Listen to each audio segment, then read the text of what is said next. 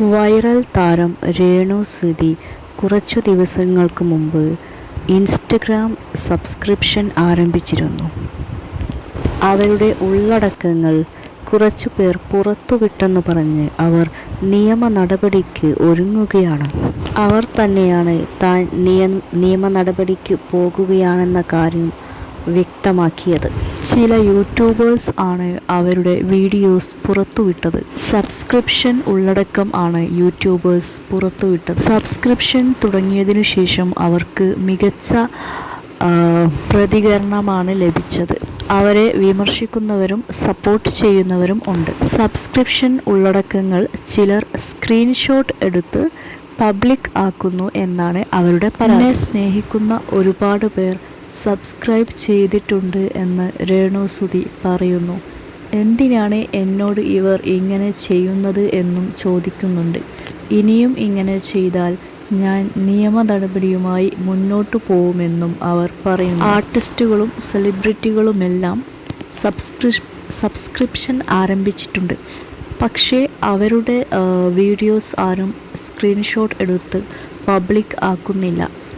എൻ്റേത് മാത്രം എല്ലാവരും പബ്ലിക് ആക്കുന്നു. അതെന്തുകൊണ്ട് എനിക്ക് മനസ്സിലാവുന്നില്ല.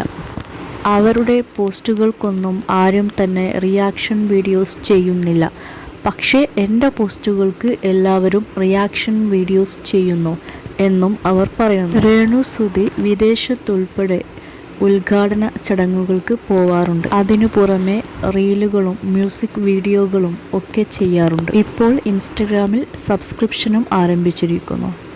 ഇവർക്ക് ഒരുപാട് ഫോളോവേഴ്സ് ഉണ്ട്. സബ്സ്ക്രിപ്ഷനിലൂടെ ഇവർക്ക് 1,00,000-ലധികം രൂപ ലഭിച്ചെന്ന് പറയുന്നു. ബിഗ് ബോസ് സീസൺ 7-ൽ രേണു സുധി പങ്കെടുത്തിരുന്നു. അത് അവരുടെ പ്രശസ്തി ഒന്നുകൂടി വർദ്ധിപ്പിക്കാൻ സഹായിച്ചു. രേണു സുധിക്ക് നിരവധി വിമർശകരും സപ്പോർട്ടേഴ്സും ഉണ്ട്. സപ്പോർട്ട് ചെയ്യുന്നവർ അവരെ ഒരുപാട് സപ്പോർട്ട് ചെയ്യുന്നുണ്ട്. വിമർശിക്കുന്നവർ ഒരുപാട് വിമർശിക്കുന്നുമുണ്ട്. അവരെ വിമർശിച്ച് ഒരുപാട് പേർ വീഡിയോസ് ചെയ്യുന്നുണ്ട്. അത്തരം വീഡിയോസിലാണ് ഇപ്പോൾ അവർ സബ്സ്ക്രിപ്ഷനിൽ പോസ്റ്റ് ചെയ്ത വീഡിയോസിൻ്റെ ചിത്രങ്ങൾ സ്ക്രീൻഷോട്ട് എടുത്ത് പബ്ലിക് ആക്കിയിരിക്കുന്നത്. അത് അവർക്ക് ഒട്ടും തന്നെ ഇഷ്ടപ്പെട്ടിട്ടില്ല. അതിനെതിരെ പ്രതികരിച്ചിരിക്കുകയാണ് അവരിപ്പോൾ. അവർ ഇത്തരത്തിൽ ഇനിയും പബ്ലിക് ആക്കുകയാണെങ്കിൽ താൻ നിയമ നടപടിയുമായി മുന്നോട്ടു പോകുമെന്ന് തന്നെയാണ് പറയുന്നത്. ഇത്തരം കാര്യങ്ങളെക്കുറിച്ച് താൻ പഠിക്കാൻ പോവുകയാണെന്നും പറയുന്നുണ്ട്. ഇതിൻ്റെ നിയമവശങ്ങളെക്കുറിച്ച് നല്ലവണ്ണം മനസ്സിലാക്കിയതിന് ശേഷമായിരിക്കും അവർ നിയമ നടപടിക്ക് ഉള്ള തീരുമാനം മുന്നോട്ട് കൊണ്ടുപോവുക.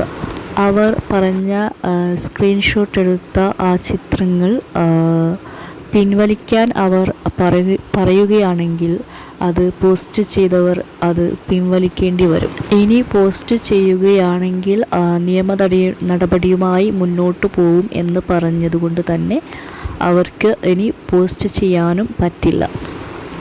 ഇനി പോസ്റ്റ് ചെയ്യുകയാണെങ്കിൽ തന്നെ അവർ നിയമ നടപടിയുമായി മുന്നോട്ട് പോകുമെന്നാണ് അറിയിച്ചിരിക്കുന്നത്. അവർ ഇത്തരത്തിൽ ഒരു തീരുമാനം എടുത്തത് എന്തുകൊണ്ടാണെന്ന് വെച്ചാൽ അവർ സബ്സ്ക്രിപ്ഷൻ ആരംഭിച്ചതിന് ശേഷം ഇങ്ങനെയൊരു പെരുമാറ്റം ഉണ്ടാവുമ്പോൾ അവർ സബ്സ്ക്രിപ്ഷൻ ആരംഭിച്ചതിന് ഒരു കാര്യവും ഇല്ലാതെയാവും. കാരണം ഇത് സബ്സ്ക്രിപ്ഷൻ ചെയ്തവർക്ക് മാത്രം കാണാൻ വേണ്ടിയുള്ള പോസ്റ്റുകളാണ്.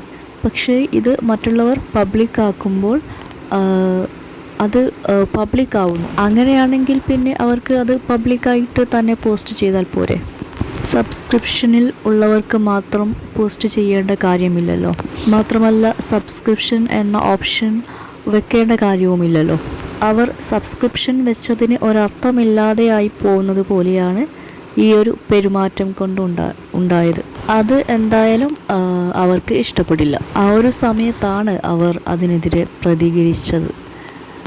അവർ പ്രതികരിക്കുമ്പോഴാണല്ലോ മറ്റുള്ളവർക്ക് മനസ്സിലാവുന്നത് അവർക്ക് ഈ പബ്ലിക്കായി പോസ്റ്റ് ചെയ്ത കാര്യത്തിൽ അവർക്ക് താല്പര്യം ഇല്ല എന്ന കാര്യം മറ്റുള്ളവരറിയുന്നത് ആ സമയത്താണ്. അതുകൊണ്ട് തന്നെ ഇനി ആ പോസ്റ്റ് ചെയ്തവർക്ക് ഇനി അടുത്ത വീഡിയോ ഇടുന്ന സമയത്ത് അതെടുത്ത് പോസ്റ്റ് ചെയ്യണോ വേണ്ടയോ എന്ന് തീരുമാനിക്കാനുള്ള ഒരു സമയം അവർ പോസ്റ്റ് ചെയ്യണമെന്ന് തീരുമാനിക്കുകയാണെങ്കിൽ നിയമ നടപടികൾ നേരിടേണ്ടി തന്നെ വരും.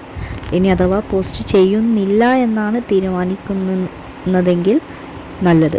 രേണു സുധി തൻ്റെ നിലപാട് വ്യക്തമാക്കി കഴിഞ്ഞു.